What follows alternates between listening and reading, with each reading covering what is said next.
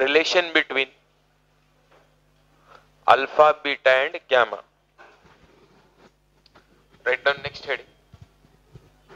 Relation between alpha, beta and gamma. बघा इकडे आपण सिंपल मेथडने रिलेशन डिराइव्ह करू अल्फा बीटा आणि गॅमा मधले. कसं डिराइव्ह करणार? Area. Area is equals to काय असतं? L square. Area is equals to काय असतं? L square. मग युनिट्स अँड डायमेन्शन सारखं एरियाला असं लिहिता येईल मला del A by A equals to ह्या 2 ला समोर आणलं 2 into del L by L. Can I write like this way? Error सारखं ए ला डेल ए बाय ए पॉवरला समोर आणलं 2 into del L by L. चला सांगा डेल ए बाय ए कालच बघितलो काय असतं del A by A? Beta del T. 2 into del L by L alpha del T. Del T get cancel. So beta is equals to काय आलं? 2 into alpha. Got it? Similarly पुढचं तुम्ही सांगा व्हॉल्यूमला लेंथच्या terms मध्ये काय लिहिता येतं? L cube. अरे हा आहे ना. मग व्हॉल्यूमला काय लिहिता येईल? Del V by V. L cube ला 3 कुठं आणलं? समोर. काय लिहिता येईल? Del L by L. Del V by V you know that. Del V by V काय असतं? Gamma del T is equals to 3 into del L by L ला alpha del T. Del T get cancel. म्हणजे gamma equals to किती आलं? 3 alpha. आलं लक्षात? Beta किती आलं? 2 अल्फा. गॅमा किती आलं? 3 अल्फा.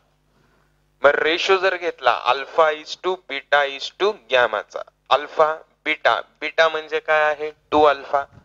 गॅमा काय आहे? 3 alpha. Alpha alpha alpha cancel. काय रेशो आला? 1 is to 2 is to 3. This is the ratio bit of alpha beta gamma. बघा परत एकदा. Area L square. एरियाला del A by A equals to 2 समोर आणलं डेल एल बाय एल. मग del A by A beta del T is equals to 2 into del L by L alpha del T cancel. Beta equals to 2 alpha. Volume काय आलं? V L cube. V ला काय लिहिता येतं? Del V by V equals to 3 समोर आलं L चं del L by L. Del L by L ला alpha del T. Del V by V ला gamma del T cancel. Gamma 3 alpha आलं. मग alpha is to beta is to गॅमाला काय लिहिता येतं? Alpha is to beta means 2 alpha. Gamma means 3 alpha. Alpha alpha get cancel. 1 is to 2 is to 3. Got it? So write down.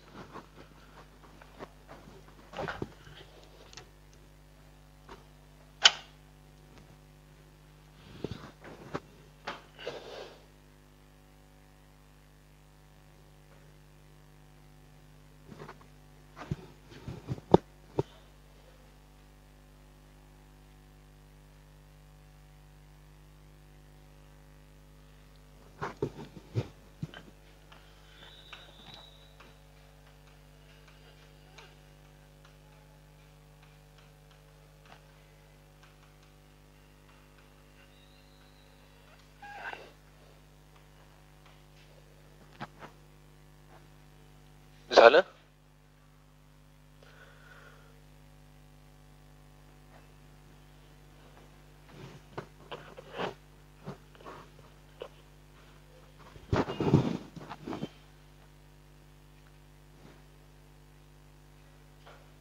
Write down next.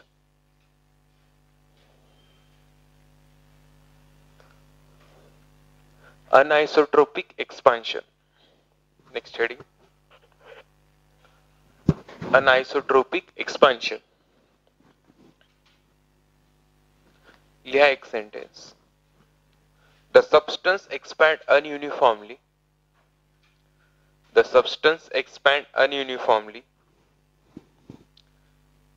in all direction. In all direction. When heating. When heated करा. Heated. बघा इकडे. याचं best example म्हणजे असतं cracking of glass. Best example असतं cracking of glass.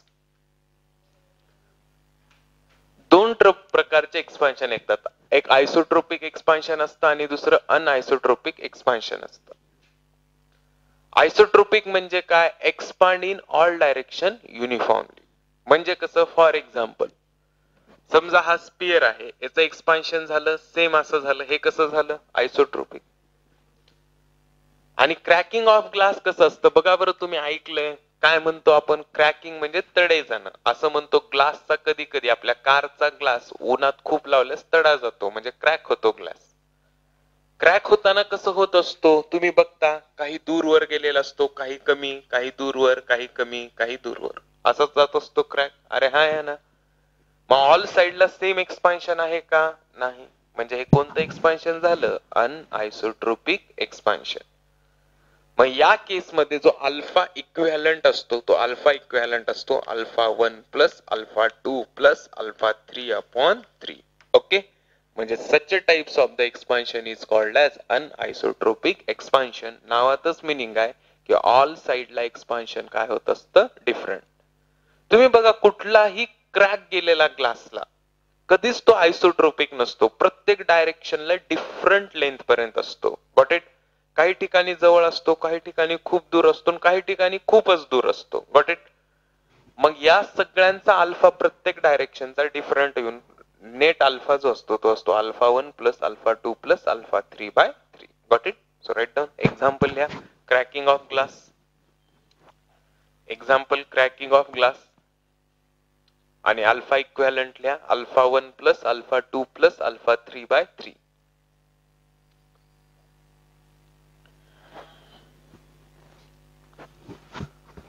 Next write down, star करून लिहा. झालं हे, स्टार करून लिहा.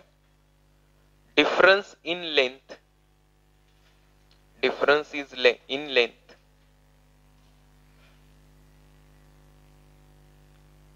difference in length at any temperature, at any temperature it's same, it's same, then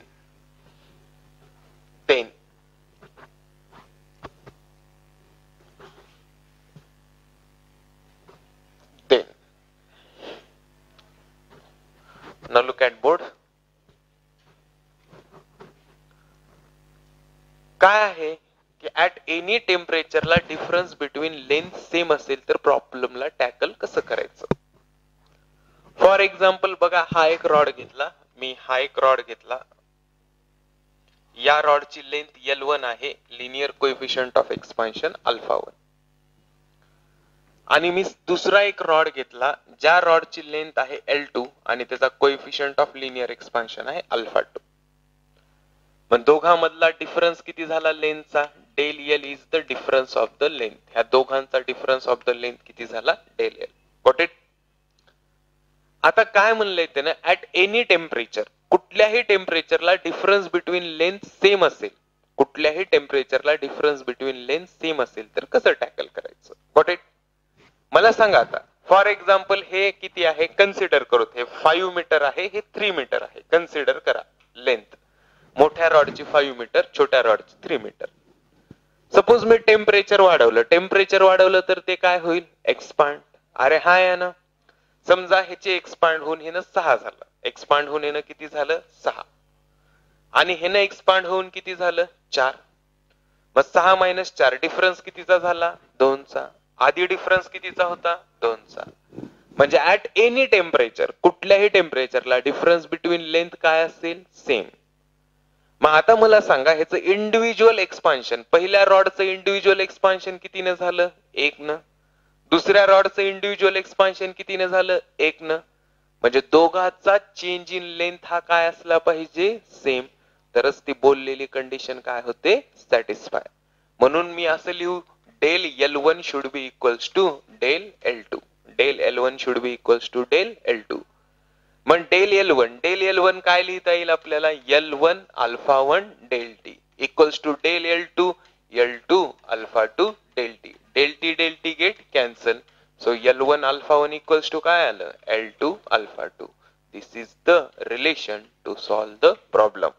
म्हणजे at any temperature difference between length जर same असेल तर you have to solve using L1 alpha 1 equals to L2 alpha 2. Got it.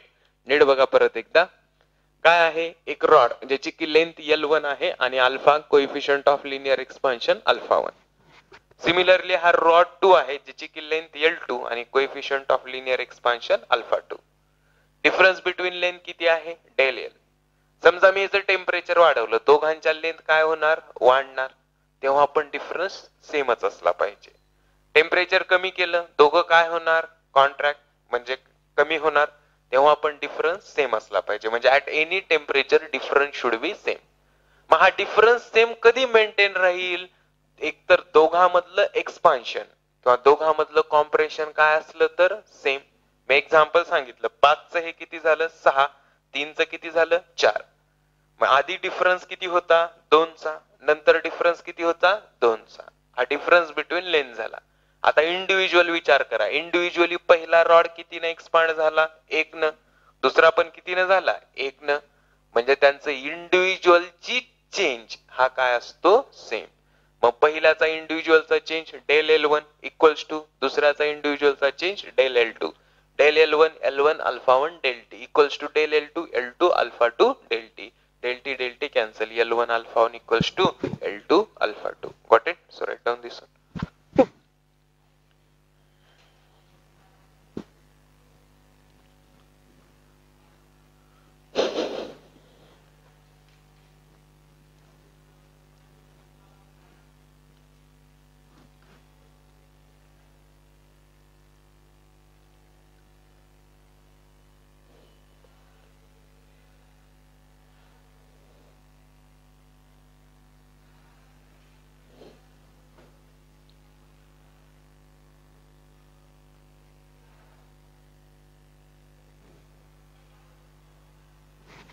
झालं?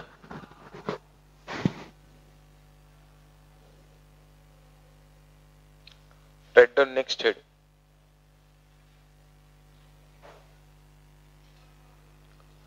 Problem लिहा. What should be length of steel and copper rod? What should be length of steel and copper rod? Length of steel and copper rod at 0 degree Celsius. At 0 degree Celsius, so that length of steel,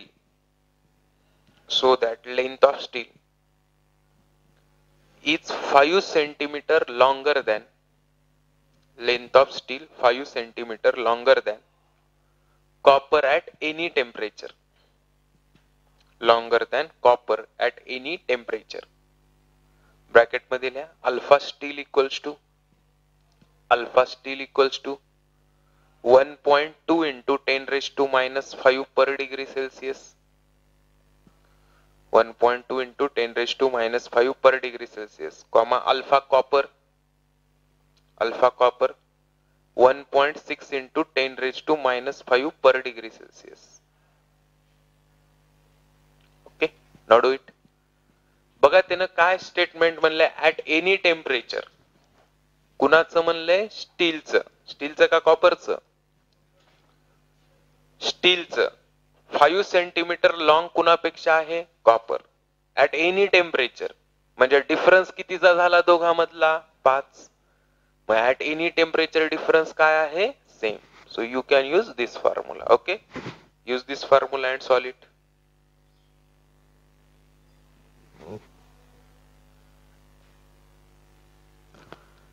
Alpha steel L steel is equals to alpha copper L copper. Alpha steel, स्टीलचा alpha किती म्हणले, what is alpha steel, 1.2 into 10 raised to minus 5.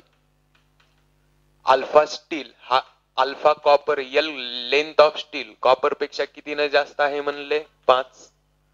मग length of steel L copper plus 5. Alpha copper 1.6 into 10 raised to minus 5 into L copper, हे 10 raised to minus 5 cancel. 4 चौक 16, 4 त्रिकोण 12, मध्ये multiply करा 3 length of copper plus 5 त्रिक 15 is equals to 4 into length of copper. So 15 is equals to हे तिकडे गेलं 4L copper minus 3L copper किती L copper length of copper 15 length of steel किती L copper plus 5 so 15 plus 5 15 plus 5 म्हणजे किती 20 so length of copper किती आली 20 centimetre got it लक्षात कळलं कसं केलं ते नीट बघा त्यानं काय स्टेटमेंट विचारलंय length of copper sorry length of steel is 5 metre more 5 metre more at any temperature म्हणले म्हणजे दोघांमधला डिफरन्स किती झाला 5 म्हणजे 5 डिफरन्स हा कुठल्याही टेम्परेचरला काय आहे कॉन्स्टंट पण डिफरन्स जर ऑल टेम्परेचरला कॉन्स्टंट राहत असेल तर what is relation L1 alpha 1 equals to L2 alpha 2 म्हणजेच alpha steel is equals to L steel equals to alpha copper L copper alpha steel ठेवलं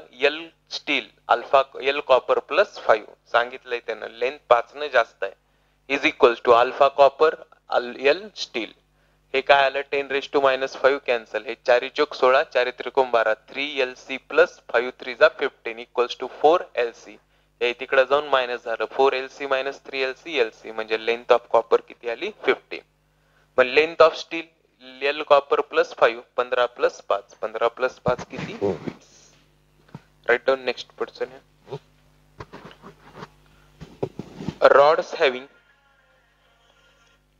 rods having length L1 comma rods having length L1 comma L2 comma dot dot dot rods having length L1 comma L2 comma dot dot dot and alpha are alpha 1 comma alpha 2 comma dot dot dot alpha 1 comma alpha 2 comma dot dot dot are connected in series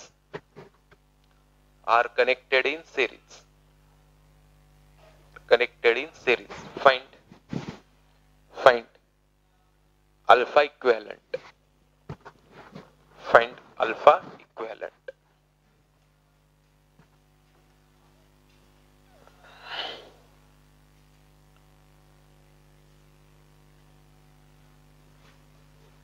what's a neat question try to solve it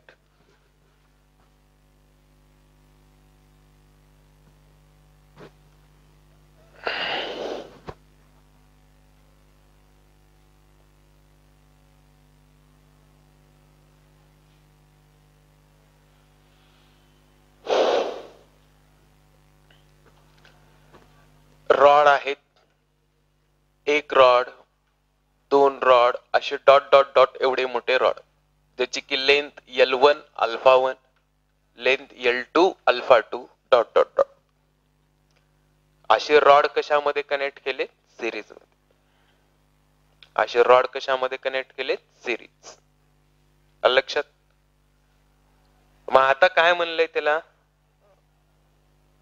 की या सगळ्यांचा काय काढायचंय alpha equivalent got it मी काय करतो ह्यांचं temperature डेल्टी ने वाढवतो डेल्टी ने टेम्परेचर काय झालं वाढवलं मला सांगा सगळ्यामध्ये एक्सपान्शन येईल का अरे हा आहे ना पहिल्यामध्ये एक्सपान्शन किती येईल डेल L1 दुसऱ्यामध्ये किती येईल डेल L2 तिसऱ्यामध्ये del L3 up to so on मग मी टोटल एक्सपान्शनला ऍड करतो डेल L म्हणजे net expansion of all the rod मग नेट एक्सपान्शन किती असेल पहिल्या रॉडचं डेल L1 दुसऱ्या रॉडचं डेल L2 अप टू कुठपर्यंत असेल सो ऑन अरे हा आहे ना पण डेल L काय आहे हे टोटल रॉडचं आहे डेल L चा फॉर्म्युला माहित आहे आपल्याला काय आहे डेल L चा formula L alpha del T मग L लेंथ काय यूज करणार del L for whole system आहे मग होल सिस्टीमची लेंथ किती L1 plus L2 plus so on got it alpha whole सिस्टीमचा अल्फा काय आहे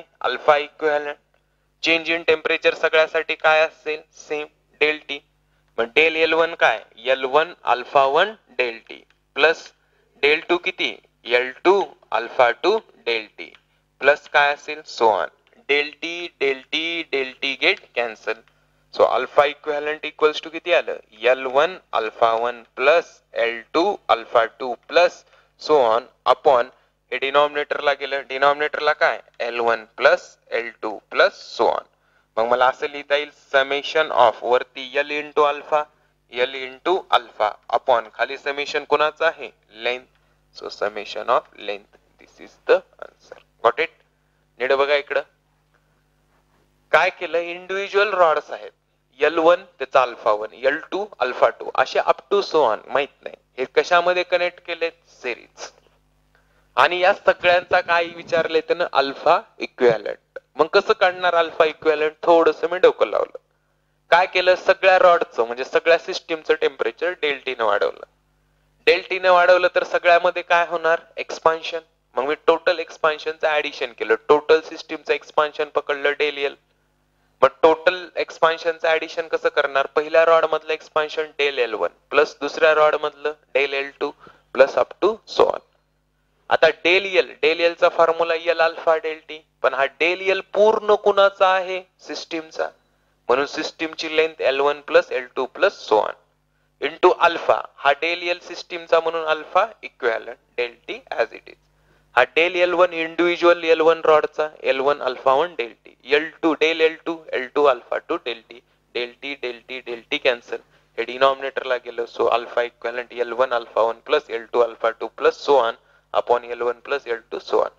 आता बघा न्यूमरेटरला कुणाचं ऍडिशन आहे L इंटू अल्फा, म्हणून लिहिलं summation of L alpha upon डिनॉमिनेटरला कोणाचं ऍडिशन आहे length summation of L. Got it. So write down this.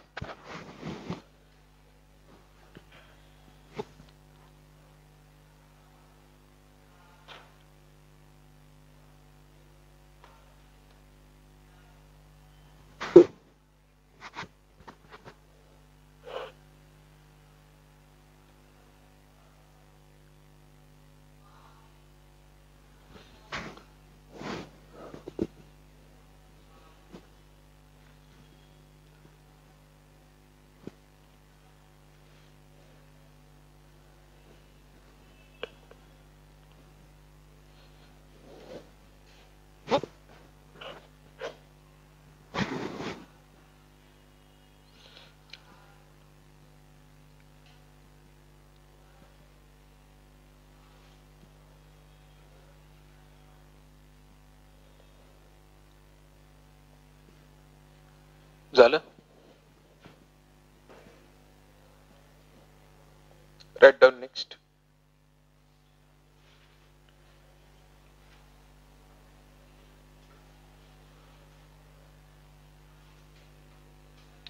ring of diameter 10 centimeter is to be fixed. Ring of diameter 10 centimeter is to be fixed on disc of diameter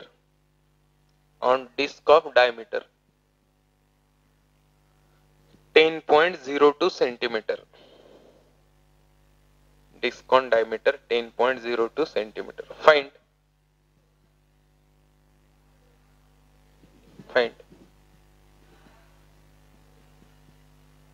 by how much temperature it should be heated. How much temperature it should be heated.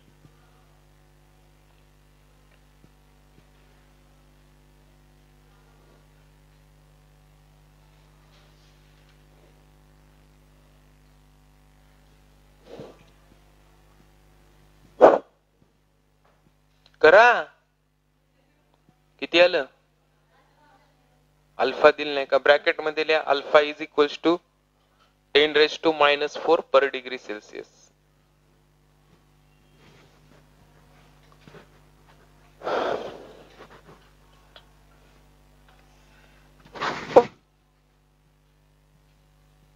हे ring आहे, रिंगचं diameter किती 10 centimetre. Disk आहे थोडीशी मोठी आहे, जास्त नाही, ज्याची की डायमीटर किती आहे 10.02 सेंटीमीटर. बरोबर. हे माहित आहे सर्वांना, हे असं कुठं केलं जातं डिस्कवर एखादी स्टील रिंग वगैरे कुठं केली जाते? सर्वांना बैलगाडी माहित आहे, त्याचा लाकडाचा चाक असतो उडचा, त्याच्यावर एक धावपट्टी म्हणतात त्याला, त्याच्यावर एक पट्टी असते, कशाची असते? आयरनची. अरे हा आहे ना, लाकडाचा चाक असतो आणि चाक तो लाकूड झिजू नये म्हणून त्याच्यावरती काय असते? एक लोखंडाची पट्टी असते. पण ती लोखंडाची पट्टी थोडीशी छोटीच असते. मग काय करतात, ती त्याच्यावर बसेल का मला सांगा? आता 10 सेंटीमीटर डायोमीटर वाली ह्या डिस्क वर बसेल का? अरे बसेल का? नाही बसणार. मग काय करावं लागेल, ह्याला आपल्याला थोडस गरम करावं लागेल आणि सगळ्या बाजूने थोडं थोडं ठोकावं लागेल, जेणेकरून ह्याची डायमीटर परत किती व्हायला पाहिजे? 10.02. आता ही ह्याच्यावरती फिट होईल. किंवा साधे एक्झाम्पल, समजा दोन पाईप्स असतात, दोन पाईप जर एकमेकांमध्ये टाकायचे असतील, एकाला आपण काय करतो? हिट करतो, हिट केल्यास त्याला थोडं एक्सपांड करतो आणि मध्ये फिट करतो. लक्षात? सेम तसंच आहे. मग हे प्रॉब्लेम असेच असतात. आणखी असे प्रॉब्लेम येतात, एक रिंग आहे, रिंग मधनं स्पेअर खाली टाकायचं आहे. मला सांगा, एक रिंग दिले, रिंग मधनं स्पेअर खाली टाकायचा आहे. मग आता स्पेअरची जर डायमीटर जास्त असेल रिंग पेक्षा, तर तो जाईल का त्याच्यामधनं खाली? नाही. मग ह्या रिंगला काय करावं लागेल? हिट. रिंगला हिट केलं की त्यानं काय होईल? एक्सपांड. मग आता तो स्पेअर जाईल का खाली? यस. मग या केसमध्ये रिंग शुड बी हिटेड. असे थेरी क्वेश्चन्स पण येऊ शकतात. मग आता तेच करणार आपण. आता मला सांगा, रिंगच्या केसमध्ये वगैरे लेंथ म्हणजे त्याची काय असते? सर्कम्फरन्स. अरे हा आहे ना, रिंगच्या केसमध्ये लेंथ म्हणजे काय असते त्याची? सर्कम्फरन्स. तेच फॉर्म्युला यूज करायचं, L dash is equals to, काय फॉर्म्युला होतं? L into 1 plus alpha del T. मग लेंथ म्हणजे सर्कम्फरन्स, सर्कम्फरन्स काय? L dash 2 pi R dash is equals to initial 2 pi R into 1 plus alpha del T. मग हे पाय पाय काय होईल? कॅन्सल. 2r म्हणजेच काय असतं? डायमीटर. मग D dash is equals to 2r initial diameter 1 plus alpha del T. Substitute करा डी डॅश, फायनल डायमीटर किती आहे? 10.02 is equals to initial diameter किती आहे? 10 into 1 plus alpha 10 raise to -4 into del T. Now you have to calculate del T. काढता येईल सर्वांना? नीट बघा परत एकदा. काय आहे? एक रिंग आहे आपल्याकडं, एक रिंग आहे. आता बघा साधं एक्झाम्पल, साधं एक्झाम्पल, कुठं दूर कशाला जायचं? चला, ही रिंग आहे. Got it? हे रिंग, हे रिंग समजा मी थंब मध्ये टाकायचे मला, हे रिंग थंब मध्ये टाकायचे. रिंगची डायमीटर 10 आहे, माझ्या थंबची डायमीटर आहे 10.02. रिंग जाईल का आतमध्ये? अरे हा आहे ना. आता मी ह्याला थोडस हिट केलं आणि सगळ्या बाजूनं थोडं थोडं ठोकलं, आता जाईल का? अरे हा आहे ना. मग सगळ्या बाजूनं मी ह्याला जर प्रेस केलं तर ह्याची काय वाढवायलो मी? सर्कम्फरन्स. अरे हो की नाही? तेच प्रॉब्लेम आहे. मग मग तेच यूज केलं मी, L dash is equals to L into 1 plus alpha del T. L dash म्हणजे काय झाली? Final circumference 2 pi R dash. L म्हणजे initial 2 pi R 1 plus alpha del T. Pi pi get cancel. 2r dash म्हणजेच काय? Final diameter. D dash equals to 2r initial diameter D 1 plus alpha del T. ह्या रिंगची final diameter किती करायची आहे? 10.02. म्हणून D dash ची value 10.02. Initial आहे किती? 10. सो डी ची 10. 1 plus alpha 10 raise to -4 del T as it is. Now do this calculation and eliminate del T. सांगा डेल टी किती येत होते? केलंय कोण? किती आलाय? 20. 20 ना? Del T is equals to, after calculation you will get answer del T 20 degree Celsius.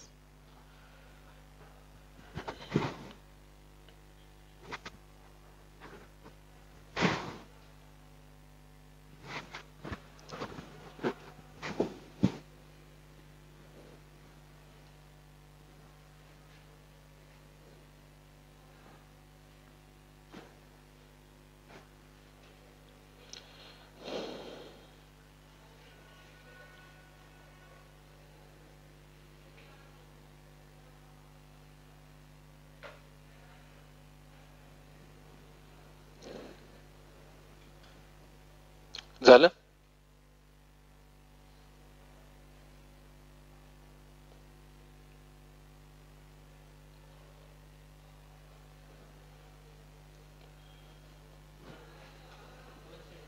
200 200 यायले चुकायले calculation. Write down next problem. A steel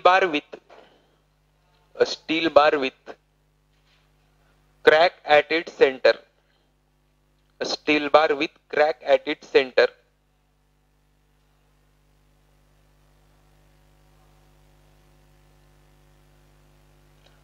And bar of length. A steel bar with crack at its center. A bar of length L0 is. Bar of length L0 is fixed between rigid support. Fixed between rigid support. If its temperature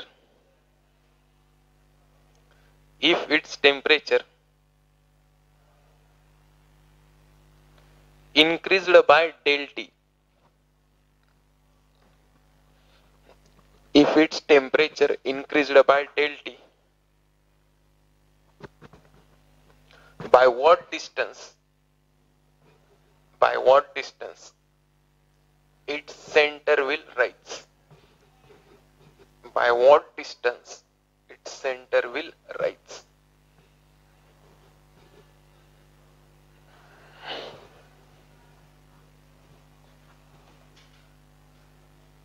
By what distance its center will rise?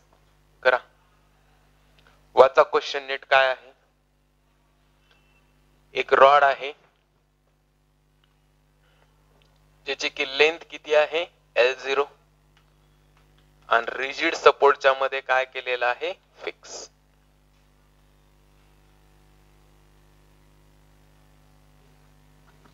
सेंटरला काय आहे म्हणले crack. सेंटरला काय आहे म्हणले crack. आता मला सांगा ह्याचं जर टेम्परेचर वाढवलं तर हा एक्सपांड होणार की कॉम्प्रेस होणार. एक्सपांड. मग आता ह्याला साइडला एक्सपांड व्हायला चान्स आहे का नाही. मग समजा हा रॉड असा आहे सेंटरला क्रॅक आहे दिसायला सर्वांना हे सेंटरला क्रॅक. आता जर ह्याचं टेम्परेचर वाढवलं मी याचं जर टेम्परेचर वाढवलं तर तो कसा होणार फायनल पोझिशन असा वरी जाणार. अरे हा आहे ना असा वरी जाणार म्हणजे सेंटर वरी कितीनं चाललंय काहीतरी डिस्टन्स न म्हणजे फायनल पोझिशन कशी होणार रॉडची. हा असा जाणार हा असा जाणार आणि सेंटरला असा राईज होणार. हे राईज झालेलं डिस्टन्स एक्स जे की आपल्याला काय करायचंय काढायचंय. अरे हा आहे ना समजला प्रॉब्लेम काय आहे ते. काय आहे एक रॉड आहे सेंटरला काय आहे क्रॅक आहे आणि जर टेम्परेचर वाढवलं असतं समजा इथं जर रिजिड सपोर्ट नसते तर कसं वाढलं असतं हॉरिझॉन्टली सेंटर राईज झालं असतं का नाही.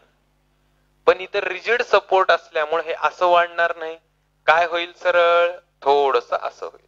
लक्षात थोडस सेंटर वरी जातील. क्रॅक आहे म्हणून सेंटरला वरी गेले म्हणजे सेंटर कितीतरी हाईट न वरी गेलं कितीतरी हाईट ही हाईट आपल्याला काढायचं. Okay right. काय करूत ही अर्धी लेंथ L पकडूत इकडची लेंथ L पकडूत म्हणजे L इज इक्वल्स टू काय झालं L0/2 बरोबर ना. ही अर्धी लेंथ L म्हणजे L ची व्हॅल्यू काय झाली L0/2. मग आता ह्याची फायनल लेंथ काय झाली ह्या फक्त आता अर्ध्या पार्टचा विचार करू. ह्या ट्रायंगलला नाव देऊत उलट ABC. ही लेंथ L ची L' झाली पकडून. L ची लेंथ किती झाली L'. Can I write L' in terms of L. L' ला L च्या टर्म्स मध्ये लिहिता येईल का ह्या लिहिता येईल. L म्हणजे कोणती लेंथ आहे इनिशियल. L' म्हणजे कोणती लेंथ झालेली आहे फायनल.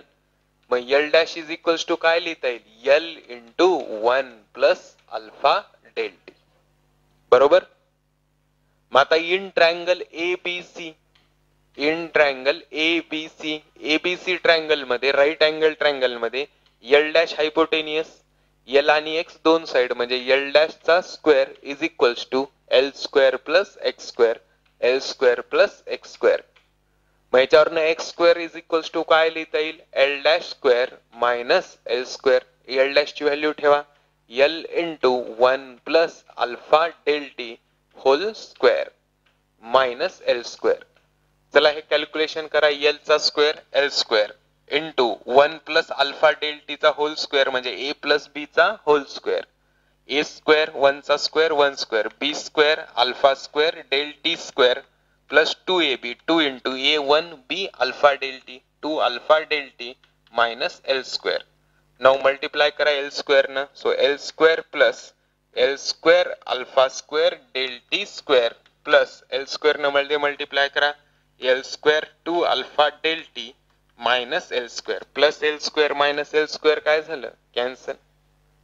आता बघा ही जी L square alpha square del T square आहे ना ह्याला निग्लेक्ट करतात. या टर्मला निग्लेक्ट करतात. का निग्लेक्ट करायचं बघा नीट इकडं. ही टर्म ह्याच्या कशामध्ये आहे ऍडिशन. मला सांग अल्फाची व्हॅल्यू किती असते 10⁻⁻5. त्याचा स्क्वेअर म्हणजे किती झाला 10⁻⁻10. मग मला सांगा एखादी 10⁻⁻10 ची व्हॅल्यू अप्रॉक्सिमेट कशामध्ये ऍड करणं हे काय इफिशियंट आहे का नाही. समजा ह्या L square 2 alpha del T ची व्हॅल्यू 3 आली प्लस आणि ह्याची व्हॅल्यू काहीतरी आली 4 इंटू ह्या L square del T square ची व्हॅल्यू समजा 4 आली आणि समजा ह्या अल्फा स्क्वेअर ची व्हॅल्यू अप्रॉक्सिमेटली 10 किती आहे -10. मग मला सांगा ह्या 3 मध्ये 4 इंटू 10⁻⁻10 ऍड करता येईल का आपल्याला नाही. हे 4 इंटू 10⁻⁻10 खूप छोटी व्हॅल्यू आहे. खूप छोटी म्हणजे किती 0.0000004. 9 झिरो नंतर 4 आहे. मग एवढं लिहितो का आपण 9 डिजिट पर्यंत नाही. म्हणून ह्याला आपण निग्लेक्ट करू शकतो. म्हणजे हे अप्रॉक्सिमेटली ऍडिशन किती झालं 3. ह्याला काय करून टाकलं निग्लेक्ट. तसंच मग कधी पण थर्मल एक्सपान्शन मध्ये अल्फा स्क्वेअर ची टर्म जर कुठे ऍडिशन मध्ये असेल तर त्याला काय करायचं निग्लेक्ट. का करायचं कारण ती व्हॅल्यू काय असते व्हेरी स्मॉल. मग काय उरलं फक्त L square 2 alpha del T ही कुणाची आली एक्स स्क्वेअर ची. X square is equals to काय आलं X square is equals to L square 2 alpha del T. लक्षात व्हॅल्यू ठेवून टाकूत X square equals to L काय आहे रे पोरांनो L0/2 किंवा स्क्वेअर रूट घेऊत एक्स स्क्वेअरचं स्क्वेअर रूट एक्स एल स्क्वेअरचं एल आणि हे काय येईल 2 अल्फा डेल टी. सबस्टिट्यूट करा एक्स एल म्हणजेच काय आहे L0/2 अंडर रूट काय आलं 2 alpha del T. Got it.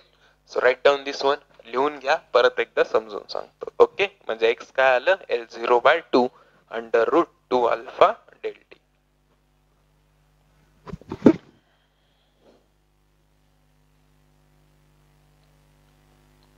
Write down this one मग समजून सांगतो.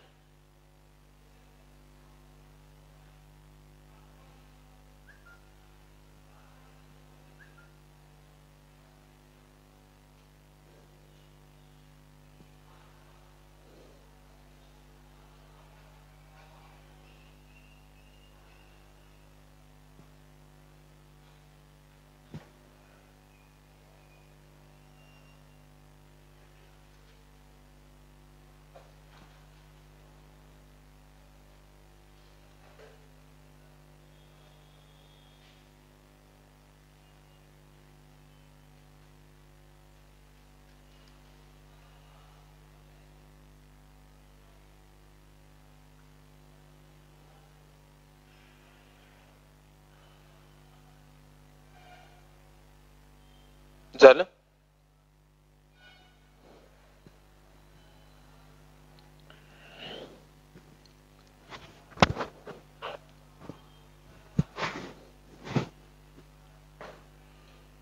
ओव्हर. बघा नीट इकडं काय होतं एक रॉड होता आणि त्याच्या सेंटरला काय केला होता क्रॅक आणि दोन्ही साइडला काय केलंय त्याला फिक्स्ड. दोन्ही साइडला फिक्स केलं तर काय झालं असतं त्याची ओपन ठेवलं असतं तर लेंथ काय झाली असती इनक्रीज. मग ह्याला काय केलं हिट केल्यानंतर आता साइडला तर जायला चान्स नाही मग त्याला असं ओपन व्हावं लागेल. मग असं ओपन होताना सेंटर कितीतरी हाईट न गेलं म्हणजे असं होतं असं ओपन होताना सेंटर एक्स हाईट न वरी गेलं. मग आपण काय करू त्या अर्ध्या रॉडचाच विचार करू. अर्ध्या रॉडची लेंथ एल पकडू टोटल लेंथ L0 आहे म्हणजे एल काय झालं L0/2. लक्षात मग आता काय झाली ही फायनल लेंथ एल डॅश पकडूत. आता एबीसी ट्रायंगलचा विचार करू. एल डॅश फायनल लेंथ आहे, एल इनिशियल लेंथ आहे, एल चीच एल डॅश तयार झाल्या. मग थर्मल एक्सपान्शन मध्ये फायनल लेंथ काय असते? L dash L into 1 plus alpha del T. मग हा ट्रायंगल बघूत एबीसी ट्रायंगल मध्ये एल डॅश काय आहे? Hypotenuse. So L dash square equals to L square plus X square. L dash square equals to L square plus X square. मग X square equals to L dash square minus L square. L dash L into 1 plus alpha del T. एल into 1 plus alpha del टीचा whole square minus L square. मग ह्या L चा square L square 1 plus alpha del टीचा whole square A plus B चा whole square काय? A square plus B square plus 2ab. ए म्हणजे 1, B म्हणजे alpha del T minus L square. L square न मध्ये मल्टिप्लाय केलं plus L square minus L square काय झालं? कॅन्सल. Got it? मग नीट बघा आता हे L square alpha square del T square ही ऍडिशन मध्ये टर्म आहे म्हणून ह्याला काय केलं? निग्लेक्ट. कारण अल्फा अप्रॉक्सिमेट 10⁻⁻5 पर्यंत व्हॅल्यू असते. त्याचा स्क्वेअर म्हणजे 10⁻⁻10 म्हणजे 0.90 नंतर व्हॅल्यू येते. ही एवढी व्हॅल्यू कशामध्ये ऍड करतो का? किंवा 99 पॉइंट पर्यंत आपण लिहितो का? नाही. त्याच्यामुळे व्हेरी स्मॉल असते म्हणून ऍडिशनला काय मधून काय केली? निग्लेक्ट. मग एक्स स्क्वेअर ची व्हॅल्यू काय आली? L square 2 alpha del T. Square root घेतला एक्स स्क्वेअरचा एक्स, एल स्क्वेअरचा L, under root 2 alpha del T as it is. L ऐवजी सबस्टिट्यूशन केलं L0/2 under root 2 alpha del T. By this much height body काय झाली? Rise. Got it? Write down. Next ह्याच्या application म्हणून लिहा. Application म्हणून लिहा. पहिला ऍप्लिकेशन लिहा bimetallic strip. Bimetallic strip. Bimetallic strip. बघा इकडे आता हे बायमेटॅलिक स्ट्रिप काय असतं? याच्यावरती क्वेश्चन थेरी क्वेश्चन फिक्स विचारतात बायमेटॅलिक स्ट्रिप वरती. बायमेटॅलिक स्ट्रिप म्हणजे काय असतात? दोन वेगवेगळ्या मेटलच्या काय म्हणता येईल त्याला? स्ट्रिप. दोन वेगवेगळ्या मेटलच्या स्ट्रिप ज्यांची की सेम थिकनेस आहे. नीट बघा, ही एक स्ट्रिप झाली आणि ही सेकंड स्ट्रिप ज्यांची थिकनेस सेम आहे. थिकनेस सेम म्हणजे किती आहे? डी. लक्षात? आणि वेगवेगळ्या असल्यामुळे त्यांचे अल्फा काय असतील? डिफरंट. समजा एक स्टील असेल, एक ब्रास असेल. एक स्टील असेल, एक ब्रास. म्हणजे समजा वरच्याचा अल्फा अल्फा 1 पकडूत, दुसऱ्याचा अल्फा काय पकडूत? अल्फा 2 पकडूत. पहिल्याचा अल्फा पकडूत अल्फा 1, दुसऱ्याचा अल्फा 2. आणि काय कन्सिडर करूत? Alpha 1 greater than alpha 2. Alpha 1 greater than alpha 2. Got it? आणि मी काय केलं? ह्या बायमेटॅलिक स्ट्रिपला साइडनं काय केलं? रिजिड सपोर्ट केला. साइडनं काय केलं? रिजिड सपोर्ट मध्ये ठेवलं. आलं लक्षात? आता समजा मी ह्याला हिट केलं. समजा मी ह्याला हिट केलं. When heated. हिट केल्यानंतर शेप कसा येईल आता ह्याचा? शेप कसा येईल ह्याचा? एकतर ते आधी असे होते, एकतर असे व्हायला पाहिजेत, वरी जायला पाहिजेत, नाहीतर असे खाली जायला पाहिजे. म्हणजे इकडे काढतो, एकतर शेप असा झाला पाहिजे, नाहीतर शेप कसा झाला पाहिजे? असा. अरे हा आहे ना? का असा झाला पाहिजे? कारण साइडला रिजिड सपोर्ट आहे. रिजिड सपोर्ट नसता तर साइडला काय होऊन गेले असते? एक्सपांड. अरे हो की नाही? मग आता ह्याच्यामध्ये प्रॉब्लेम असतो. समजा जर वरी गेला असतं, म्हणजे वरच्या साइडनं असा शेप झाला असता, समजा असा, तर अल्फा 1 कुठे गेला असता? आउटसाइड. आणि अल्फा 2 कुठे राहिला असता? इनसाइड. समजा असा जर शेप झाला असता, त्याचा असा शेप झाला असता, तर अल्फा 2 कुठे गेला असता? आउटसाइड. अल्फा 1 कुठे आला असता? इनसाइड. मग हे कशावर डिपेंड असतं? तर हे डिपेंड असतं अल्फाच्या व्हॅल्यूवरती.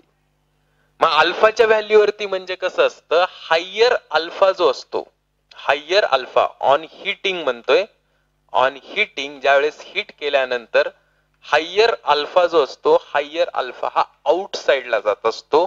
आणि लोअर अल्फाचं जो मेटल असतं, ते लोअर अल्फाचं मेटल कुठे येत असतं? इनसाइड. असं का? कारण जे आउटसाइडला जाणार आहे, जे आउटसाइडला जाणार आहे त्याचं एक्सपान्शन काय असलं पाहिजे? जास्त. कारण त्याची लेंथ काय असली पाहिजे? जास्त.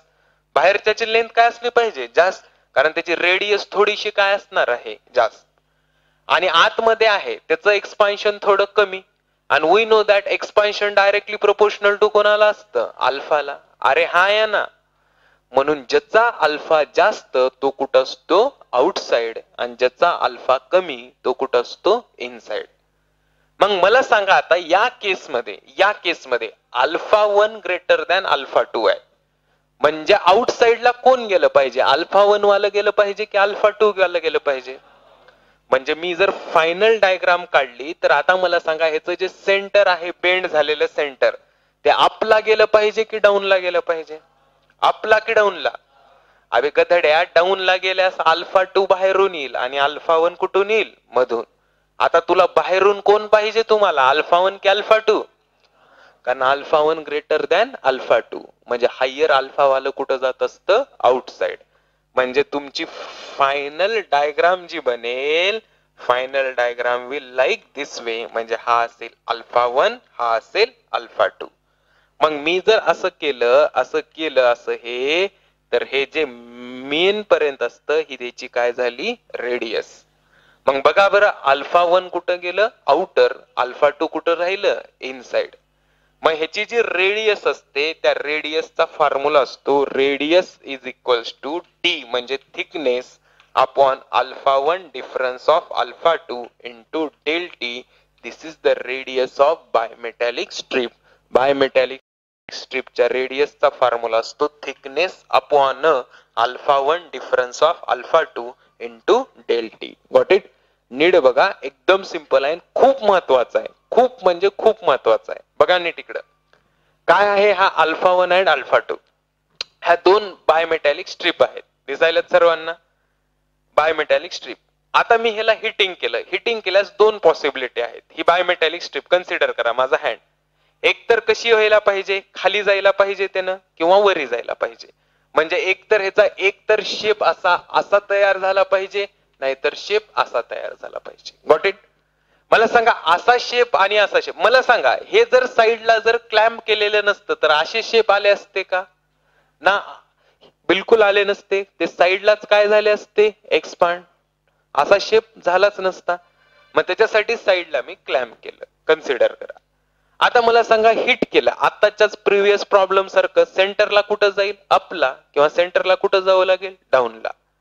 आता अपला गेलं, असा जर शेप आला, असा जर शेप, तर मला सांगा अल्फा 1 कुठं जाईल आउटसाइडला, आणि असा शेप आला तर आउटसाइडला कोण जाईल अल्फा 2.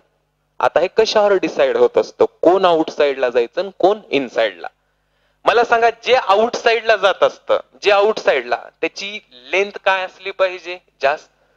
इनिशियल लेंथ तर सेम आहेत, लेंथ जास्त होण्यासाठी एक्सपान्शन काय झालं पाहिजे जास्त.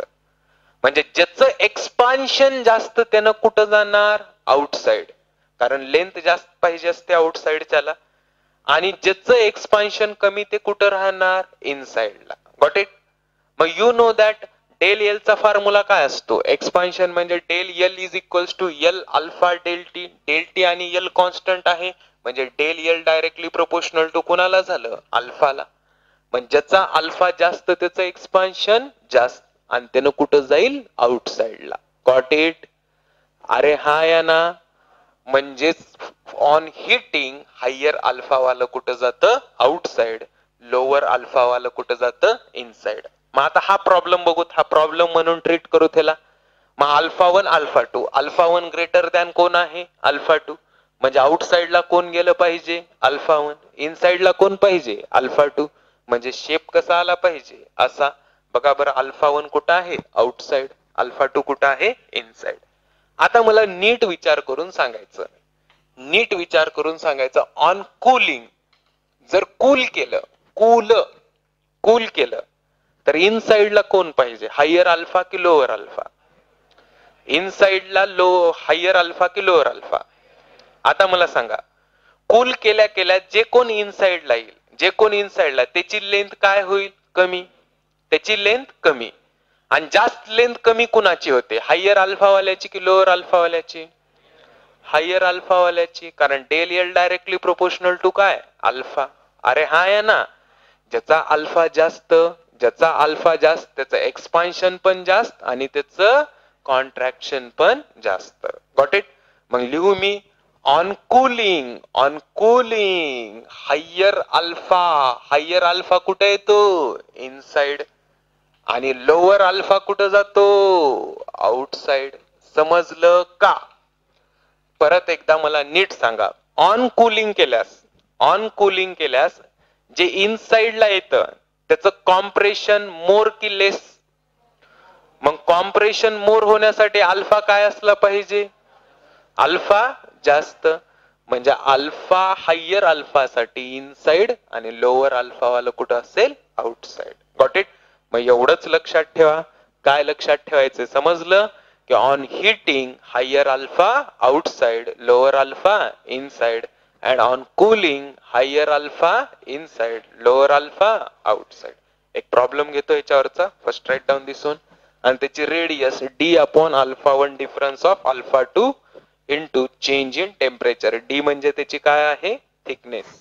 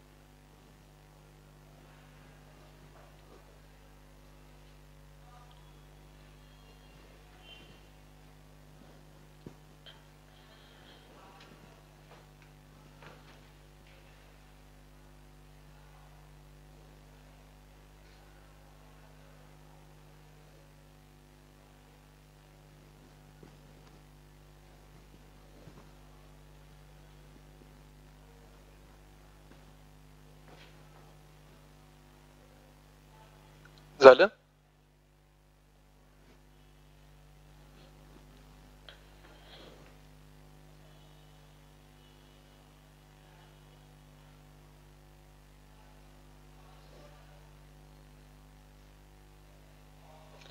आता रेडियस ही कुठपर्यंत घ्यायची असते लक्षात ठेवा. मी तर बरोबर काढलंय. कुठपर्यंत घ्यायची असते? त्याच्या सेंटर पर्यंत. कारण बायोमेटॅलिक ची थिकनेस किती झाली? 2D.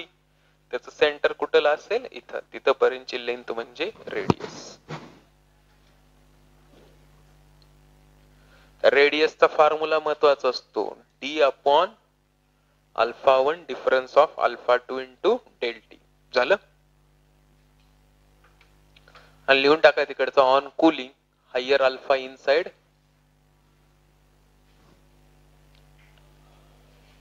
Lower alpha outside. झालं? देव प्रॉब्लेम आता एक. चला आता मला सांगा, एक आहे ब्रास आणि दुसरी आहे स्टील. ड्रॉ दिस बायोमेटॅलिक स्ट्रिप. ही ब्रासची, ही स्टीलची. ब्रासची, स्टीलची. दिसायला बायोमेटॅलिक स्ट्रिप सर्वांना? लेफ्ट हँड साइडला ब्रास आहे, राइट हँड साइडला स्टील. ऑन हीटिंग, क्वेश्चन लिहा. On heating it will bend towards answer right किंवा लेफ्ट दोन्ही पैकी एक असेल. It bend towards answer right किंवा लेफ्ट असेल. आता नीट विचार करून सांगायचे. तर अल्फा दिलेला नसतो, माहित असलं पाहिजे. सांगा कुणाचा अल्फा जास्त असतो, ब्रासचा की स्टीलचा? लिहा सोल्युशन मध्ये. स्टीलचा अल्फा जास्त असतो का मूर्खांनो? ब्रासचा अल्फा जास्त असतो. Write down. Alpha brass greater than alpha steel. हे एक माहित राहू द्या तुम्हाला, सगळ्यात जास्त अल्फा हा ब्रासचा असतो. Alpha brass greater than alpha steel.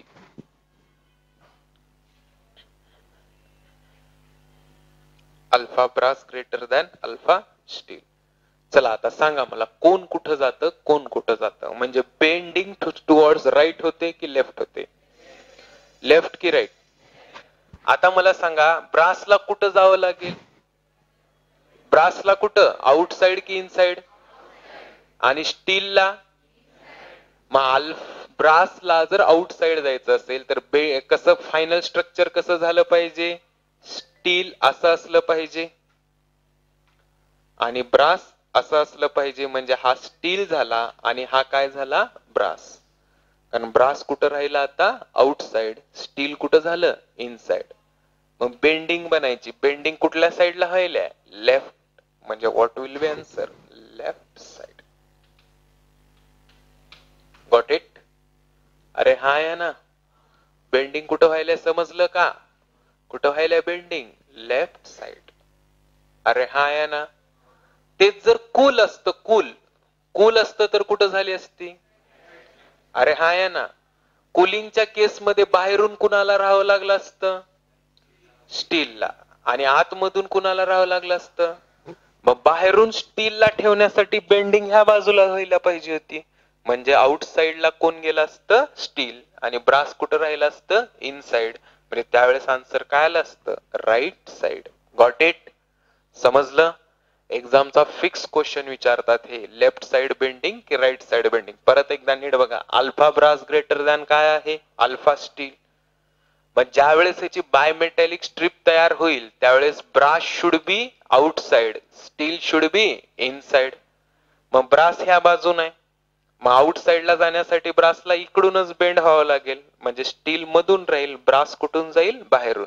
मग असं बघायचं हे कुठं बेंड व्हायलंय, लेफ्ट साइडला, म्हणजेच answer will be left side. Okay, that's all. Thank you. इथं आपण थांबूया.